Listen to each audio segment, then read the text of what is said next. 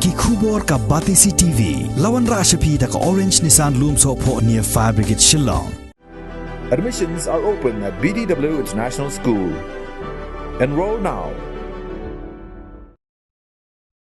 Usembut Menteri Rang Bak Jelau ba Preston Tensong hakan nyutre Kuala Lengkot Raja Arpuar ulah kerpat ikinong tre jong ke GVK EMRI 108 bakin wengno ya ke jingki da ke pasangnya tre kam da ke boong bakinong tre jong ke dengan nat ajing syakri ke pakongsan syiki pajba kim dei setia kinong tre jong Sorkar Jela hendai gide kinong tre jong ke company GVK hakabai dei ba kecing dawa jong kini kinong tre ke GVK EMRI 108 Kibadan Hapok Syatri jangka Meglia EMRI Workers Union ban penkut no isendon ya ke kontrak pada company GVK ke ban sakut no Shen hau leber mentau senem arajar arpuar.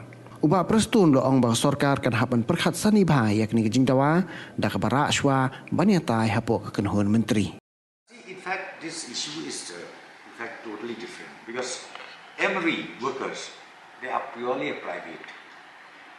And of course, recently they met me also. What they wanted is that the agreement with that company should be ended because I think that agreement is to be expired maybe by the month of March.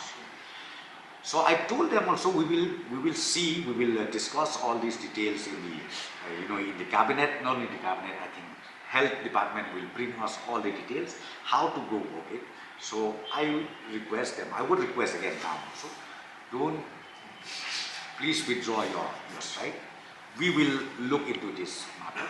As I said to you, because even the agreement is expired in the month of March, we will see how to go about it.